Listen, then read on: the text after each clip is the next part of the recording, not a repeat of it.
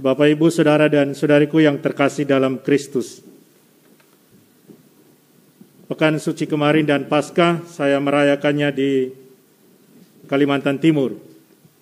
Saya bantu di Paroki Santa Maria Ratu Damai Ne Asli Abing di Muara Wahau di Kalimantan Timur.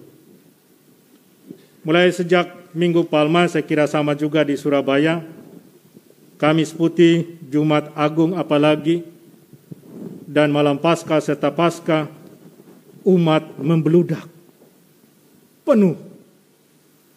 Apalagi di sana tidak ada prodiakon. Jadi bayangkan saja Romo seorang diri membagi komuni untuk ribuan orang. Untuk bagi komuni saja bisa hampir 1 jam.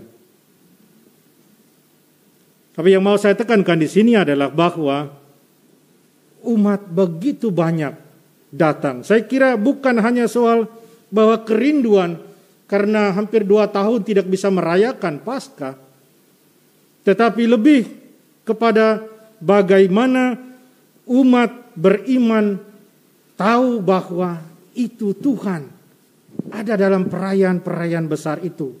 Dan mereka harus datang untuk bersyukur bahwa mereka melihat Tuhan. Bahwa Tuhan itu hadir nyata dalam hidup mereka. Pastor paroki di sana katakan, "Pastor, kalau di sini pesta besar begini, dari segala lubang keluar. Dari yang paling dalam di hutan sawit keluar semua." Karena apa umat menyadari. Dan saya dengar di Surabaya juga, ketika tiba di Soferdi, saya tanya, mereka sharing bahwa umat begitu banyak. Dan itu saya kira satu pengalaman iman luar biasa. Bahwa umat beriman kita sungguh menyadari Tuhan yang hadir lewat perayaan-perayaan besar itu. Dan dalam bacaan Injil hari ini, murid yang dikasihi Yesus, dia yang pertama. Kita ingat bahwa dikatakan di akhir bahwa ini adalah penampakan Yesus sesudah kebangkitan yang ketiga kalinya.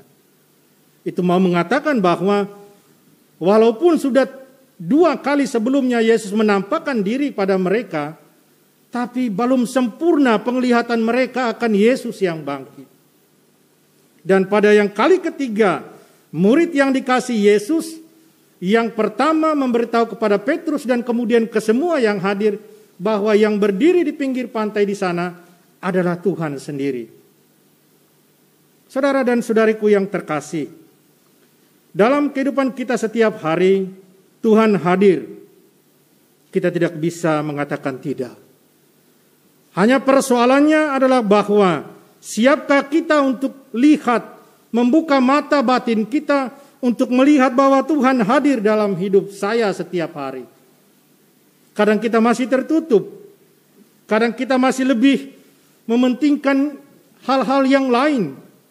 Kita tidak bisa terbuka kepada Tuhan. Tapi kemudian yang terjadi, kalau kita tidak bisa melihat Tuhan, kita tidak bisa berseru seperti murid yang dikasihi Yesus, itu Tuhan. Sering yang kita salahkan, siapa? Tuhan sendiri.